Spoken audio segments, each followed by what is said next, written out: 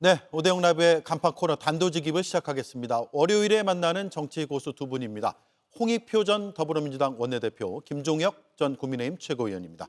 어서 오세요. 네, 안녕하세요. 맞습니다. 예. 자, 민주당과 국민의힘의 지지율 얘기부터 시작할 텐데요. 이수진 앵커의 브리핑을 보고 본격적으로 시작하겠습니다. 대법원 선고 이후 더불어민주당 이재명 후보의 지지율이 소폭 하락했습니다. 가상 3자 대결에서 50%를 기록했던 지난주와는 달리 이번 주에는 46%를 기록했습니다. 파기환송이라는 악재가 있었지만 여전히 김문수 후보보다 18%포인트 앞서는 수치입니다. 이보다 더 비상이 걸린 건 민주당의 지지율입니다. 민주당이 4.7%포인트 하락해 42.1%, 국민의힘은 7%포인트가 올라서 41.6%를 기록하면서 오차 범위 안에서 붙었습니다. 이 조사는 4월 30일부터 5월 2일까지 사흘에 걸쳐서 진행이 됐는데요. 1일 밤 최상목 부총리에 대한 탄핵 카드를 꺼내든 것 등 이런 것들이 악영향을 준 게 아니냐 이런 해석도 나오고 있습니다. 조희대 대법원장에 대한 탄핵 가능성도 배제하지 않고 있는데요. 이런 분위기가 중도 민심과 대선판에 어떤 영향을 줄지 이목이 집중되고 있습니다. 네, 민주당과 국민의힘의 지지율 그래프를 다시 한번 보면서 설명을 드리죠. 추이를 보는 게 중요할 것 같은데요. 4월 첫 주에서 쭉 지나면서 민주당이 살짝 상승하거나 4월 넷째 주 살짝 떨어지는 수치가 보였지만 물론 이제 오차 범위 같은 것들을 감안한다면 뭐 많이 떨어졌다, 또 국민의힘이 많이 올랐다 이렇게 표현할 수 없지만 어쨌든 추세적으로 보면 지금 거의 붙었단 말이에요. 무엇이 원인일까요? 네, 글쎄요. 지금 그 기간이 보면 4월 30일부터 5월 2일 3일간이기 때문에 저때 그럼 무슨 일이 있었을까 이렇게 좀 되돌아봐야 되겠죠. 주로 5월 1일 날 주로 빅 이벤트가 있었습니다. 이재명 후보에 대한 대법원 그 유죄 판결이 유죄 취지 파기환송이 있었고, 예. 그다음에 같은 1시간 후에 한덕수 권한대행의 이제 후보 그 출마 선언이 있었지 않습니까? 사퇴죠. 예, 사퇴, 권한대행직 사퇴, 후보 선언 이제 출마하겠다 이제 예. 공식화된 거죠. 그리고 5월 2일 날 그 다음에 이제 그 아직은 이제 확정은 안 됐지만 이제 거의 막바지로 가고 있는 그 국민의힘 그 대선 후보 결정 과정이 그 세 가지 정도가 변수인데, 예. 아무래도 제가 보기엔 이 시점이 국민의힘 후보 선출을 하잖아요. 그 경선. 그러다 보니까 그 국민의힘 지지층들이 좀 더 적극적으로 전화를 받았을 거예요. 그러니까 제가 보기엔 추세적으로 민주당의 그 흐름은 그렇게 뭐 약간 하락할 수 있어요. 저 정도는. 그러니까 오차 범위 내에서 좀 흔들린 거라고 이해할 수 있는데, 국민의힘 지지율이 상대적으로 많이 올랐습니다. 한꺼번에 5% 이상 저렇게 올라갈 때는 약간 좀 그 저 비정상적인 튀임인데, 제가 보기에는 국민의힘 그 여론조사, 그러니까 대선 후보 여론조사 있기 때문에 그 지지층들이 보다 적극적으로 전화를 받으면서 조금 더 결집된 그 이유가 되지 않을까. 다만 추세적으로는 민주당이 소폭 하향 또는 정체 흐름이고, 국민의힘의 지지율이 그 대선 경선 과정을 거치면서 조금씩 소폭 상승하고 있는 것은 추세적으로 보이는 것 같습니다. 이른바 컨벤션 효과가 좀 있었다. 예, 있습니다. 좀 있는데 예. 저 지표는 좀 과하게 잡힌 거 아니냐를 생각을 합니다. 예. 컨벤션 효과가 분명히 있었죠. 그 세 명의 후보가 계속 경쟁을 각축을 벌이고 뭐 그때 5월 2일이면 이제 두 명의 후보가 저희가 이제 TV 토론도 하고 이럴 때니까요. 컨벤션 효과가 있었던 거고, 동시에 이제 이재명 후보에 대한 법원의 판결 이런 것들이 상당히 영향을 미쳤다고 봅니다. 특히 중도층에는 이렇게 되면 어떻게 되는 거지? 사실 대법원에서 유죄 확정 판결을 받은 거잖아요. 근데 그래서 거꾸로 내려간 거란 말입니다. 예. 물론 고법에서 어떤 양형이 내려질지는 저희는 알 수는 없습니다만, 대법원 판결 내용만으로 보면은 그게 뭐 100만 원 이하의 판결을 받으리라는 가능성은 거의 없어 보여요. 그렇다면 이거 뭐 유죄가 확정된 사람을 지금 대통령 후보로 뽑는 거야라는 식의 어떤 그런 분위기가 있었을 것이고, 거기에 대한 우려 같은 것들이 특히 아마 민주당 지지자들보다는 그 중도층 지지자들로부터 상당한 이반이 있지 않았을까 그렇게 보여집니다. 예. 자, 민주당은 어제 비상의원총회를 열었죠. 조희대 대법원장 탄핵을 검토도 지금은 하고 있는 단계인 것 같아요. 아직까지는. 일단 보류하기로 결정은 돼 있고요. 그러면서 서울 고등법원에 15일로 예정된 파기환송심 공판을 대선 이후로 늦춰달라라고 촉구를 했거든요. 일단 들어보겠습니다.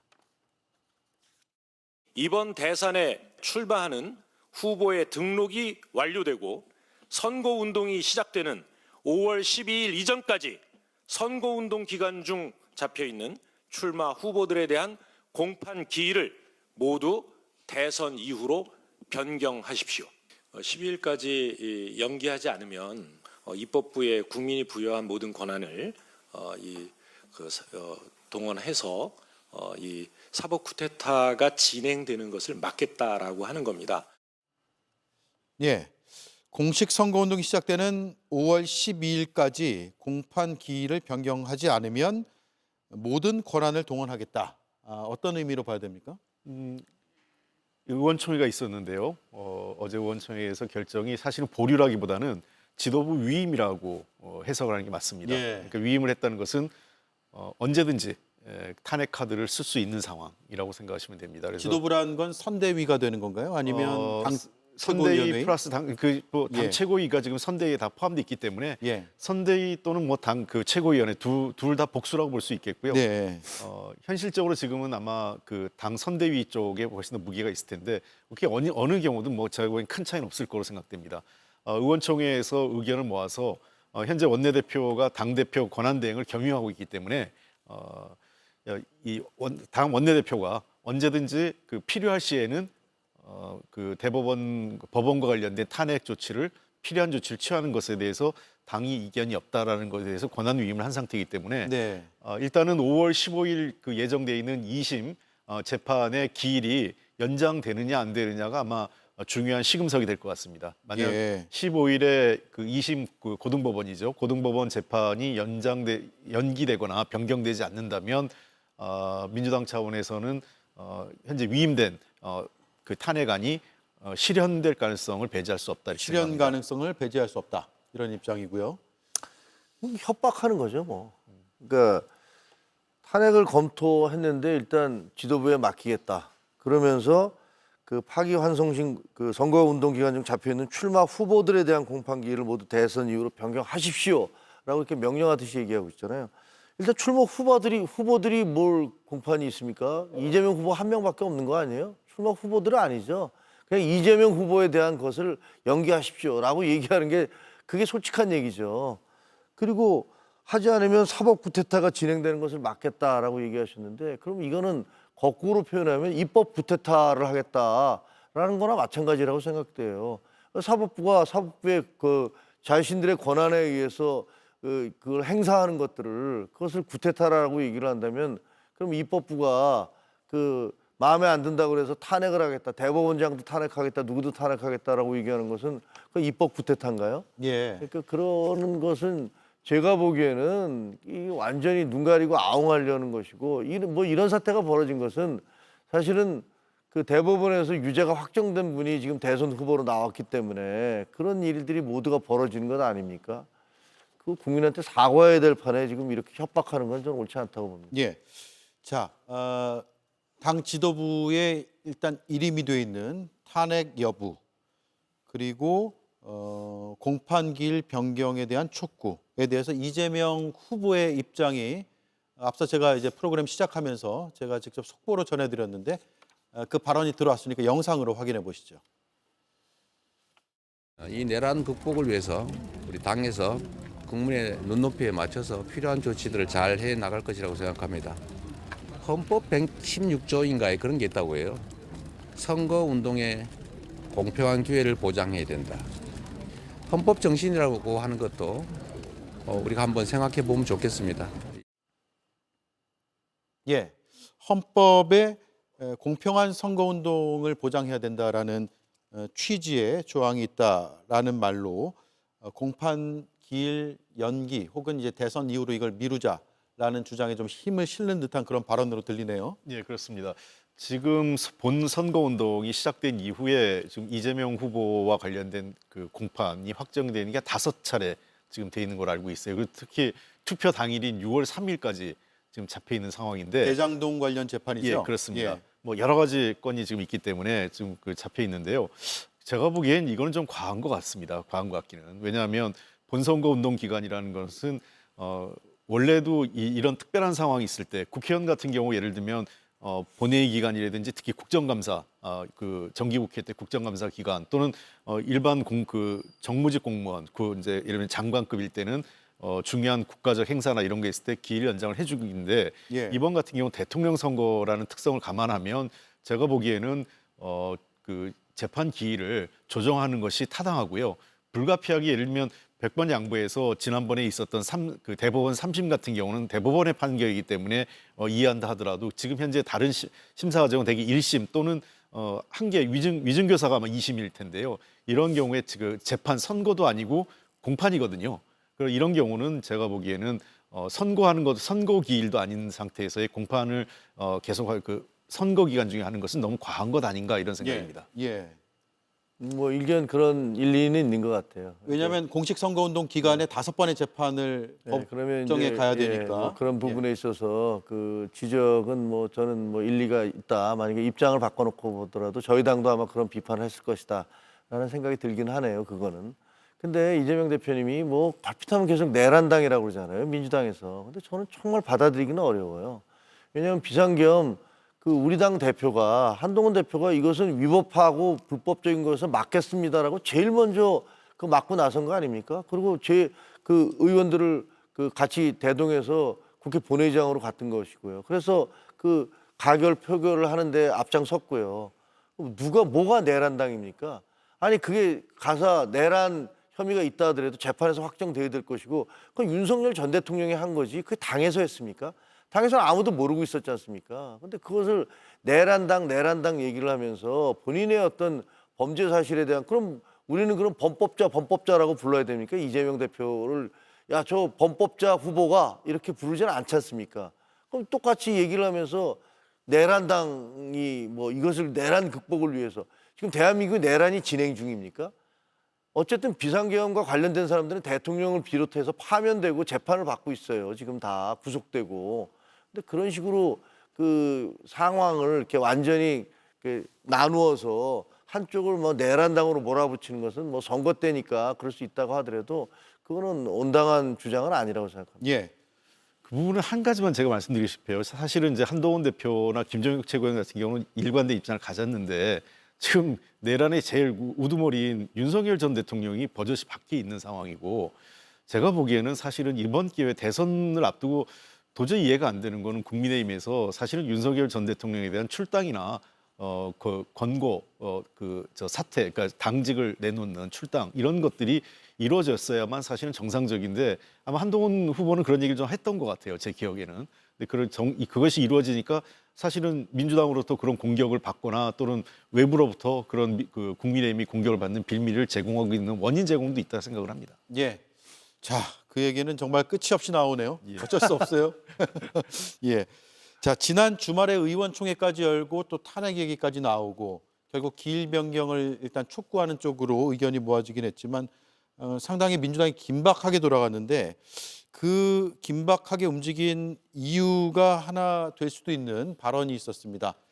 서보학 경희대 교수의 분석인데 아마 이게 지금까지의 상황을 좀 촉발한 게 아니냐라는 분석도 있습니다. 일단 들어보겠습니다. 최소한의 상식을 가지고 행동할 것이다 이렇게 기대하는 것 자체가 굉장히 안이한 거죠. 또 유죄 판결이 내려지게 되면 7일의 기간은 주어지는 거거든요. 예. 재상고를 하게 되면 22일에 상고 이유서를 제출해야 되기 때문에 그 기간이 보장이 된다라고 하는데 예. 제 생각에는 대법원이 상고 이유서 제출을 기다리지 않고 바로 판결을 할 것이다. 예. 자, 뭐 많은 분들이 들으셨을 수도 있는데 제가 요약해 드리면 파기환송심 선고가 나고 그리고 나서 대법에 이제 재상고를 하면 27일이 걸리기 때문에 대선 때까지는 확정 판결이 안 나온다라는 게 민주당의 그동안의 이제 입장이었는데 그게 아니라 27일이 걸리지 않고 딱 7일 정도 걸릴 수도 있다. 그러니까 민주당이 지금 순진하게 보고 있다라는 지적이었거든요. 가능할까요? 7일 그러니까 파기환송심 뒤에 대법원에서 상고 이유서 받지 않고 그냥 7일 만에 확정 판결 내린다? 가능한 주장일까요? 저도 알아봤습니다. 여러 예. 가지 그 변호사나 법조계 지인들한테 좀 물어봤더니 불가능한 건 아니다라고 아, 그래요? 얘기를 해요. 불가능하진 않는데 그런 경우는 매우 특수한 경우 이제 법원에서 뭐 헌법재판소도 그렇고 대법원도 그렇고 최고법원이다 보니까 본인들끼리 이거는 이런 불가피하게 이렇게 해야 된다라고 이유를 하면은 할 수는 있는데 어쨌든 저 20일은 피의자를 위한 피고인을 위한 인권보호 차원에서 주어진 기간이거든요. 그래서 저거를 더군다나 대선 후보의 유력 대선 후보 중에 한 명을 저 기간을 주지 않고 그 피선거권을 박탈하기 위해서 대법원이 저렇게 움직일 경우에는 저는 큰 정치적 저항이 부딪힐 거라고 생각을 합니다. 예. 그런 측면에서 서 교수의 지적은 일면 타당한 면이 있고 민주당으로서도 심각하게 보고 있는 건 맞습니다. 다만 저런 일이 일어나지 않도록 하는 것이 저는 그 대법원의 최소한의 어떤 그 뭐랄까요 그 절제랄까 대법원이 그 어떤 그 범죄자에 대해서 피의자에 대해서 재판을 하고 결과를 내는 것도 중요하지만 그러한 것이 사회 공동체의 어떤 부분에 기여할 수 있는지 또는 사회의 그 어떤 이 대통령 선거란 중요한 그 정책 이벤트를 놓고 이것이 자칫 국민의 주권을 이 입법 그 사법 권력이 국민의 주권 행사를 제한하는 도리어 그 더 큰 우를 범할 수 있는 것이 아니냐 이런 지적도 저는 사법부가 무겁게 받아들여야 한다고 생각합니다. 예, 김종혁 최고위원 저거 가능한 주장이라고 보세요. 그러니까 후보 등록일 이후 그리고 대선일 사이에 확정 판결이 나와서 민주당에서 후보를 못 낼 수도 있다라는. 근데 그거는 별로 가능할 것 같지는 않고요. 예. 오히려 대통령이 당선이 된 다음에 확정 판결이 나가서 재항고 대법원에서 확정이 되면 어떻게 할 것이냐. 그게 더 문제죠, 사실은. 그 적법 절차를 다 합친다 하더라도 대통령이 취임을 했어. 근데 이 고법에서 올라가고 대법원에서 확정 판결을 했어요. 그러면 대통령 할 수가 없잖아요. 그럼 이거는 범죄 사실이 확정되기 때문에 금고 이상의 형을 받은 사람이니까 할 수가 없단 말이에요. 그럼 그건 어떻게 할지를 잘 모르겠어요. 그거는 예. 그런 경우에는 아마 재선거를 다시 치러야 되는 거냐. 그 어떻게 보면 헌법상에 처음 있는 무슨 뭐 지금부터 사실은 이제 헌정사상 초유에 있는 일이 한두 가지가 아니기 때문에 뭘 어떻게 얘기해야 될지 모르겠습니다만 또 아마 헌법재판소로 가서 그 싸움이 벌어지고 그럴 것 같아요. 그러면 이거 확정 판결이 났을 때 어떻게 되는 것이냐.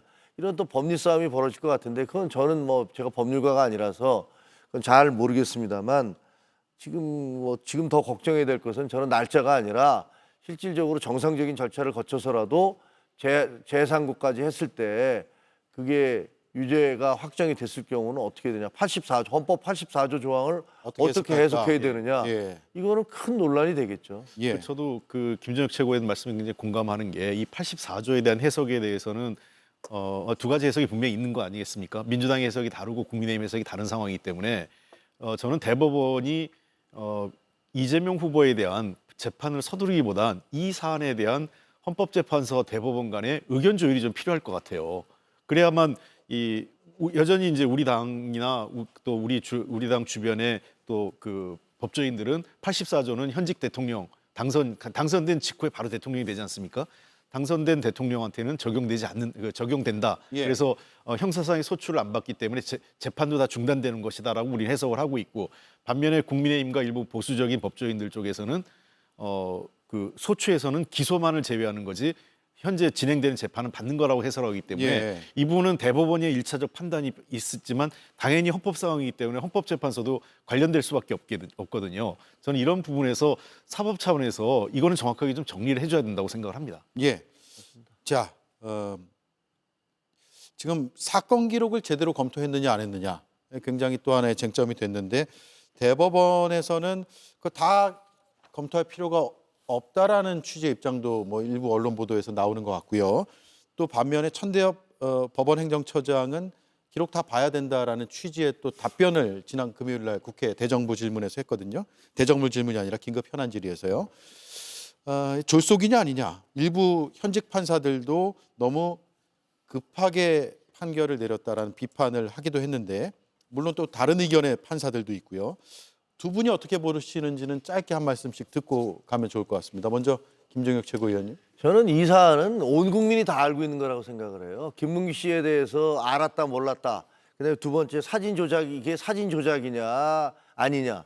그다음에 백현동에 있어서 협박이라고 얘기했던 것이 협박이냐 의견 표시냐. 이거 대한민국 국민 중에서 모르는 사람이 어디 있습니까? 770 며칠 동안 1차 1심 판결이 계속 진행됐고 2심 판결에서도 굉장히 논란이 많은 거였잖아요. 따라서 대법원 판사들이 그 판결을 낼 때 그 일일이 7만 쪽에 달하는 걸 다 볼 필요는 없다라고 생각합니다. 지금 쟁점이 되는 것들에 대해서 우리가 사실심이 아니고 법률적으로 어떻게 해석할 것인가의 문제이기 때문에 그거를 읽지 않았기 때문에 예를 들면 서로 상반되는 증거, 진술 이런 것들을 다 읽지 않았으니까 그게 문제가 있다고 얘기하는 건 저는 그건 무리라고 생각을 하고요. 예. 대한민국 국민들이 다 알고 있는 내용입니다. 그것을 법률적으로 어떻게 판단할 것인가 이런 것들은 대법원 판사들도 이미 자기들끼리 다 얘기도 했을 것이고 나름대로는 어떤 법적 판단을 내렸기 때문에 그런 결정을 내렸다라고 봅니다. 저희 민주당 입장에서는 물론 아마 저도 알아봤는데 법 쪽에서 통상적으로 사건 기록을 다 보진 않는다 그래요. 판사들이. 그만큼 약간 좀 뭐랄까 그 대법원 판사들의 관행이었던 것 같습니다만 이 논란이 빚어진 이유는 첫 번째는 2심의 원심을 그 파기하는 거였기 때문에 변형되는 거지 않습니까? 그리고 당사자인 그 분이 그러니까 피고자가 유력 대선 후보인 제1당의 지금 대선 후보고요. 그렇다면 헌법재판소가 대법원이 이렇게 신속하게 판결하면서 결국은 졸속 심사냐 아니냐, 자료를 제대로 받느냐 안 받느냐라는 논란이 빚어질 수밖에 없는 상황을 자초했다고 생각을 합니다. 저는 이 문제에 대해서는 그렇기 때문에 대법원이 좀 더 시간을 갖고 신중하게 충분한 논의를 거쳐서 10대 2로 나왔지만 나머지 예를 들면 두 분의 그 소수 의견까지 충분히 수렴해 가면서 만장일치를 유도해가는 과정을 유도한다든지 좀 더 논의를 하고 시간을 갖고 논의했다면 이런 졸속 논란이 대법원이 그 자초하진 않았을 거예요. 그런 측면에서는 매우 유감스럽고 특히나 유력 대선 후보와 관련된 자료라면 그리고 원심을 파기하는 거였기 때문에 훨씬 더 자료를 꼼꼼하게 봤어야 되는 것은 대법원의 귀책사유라고 생각을 합니다.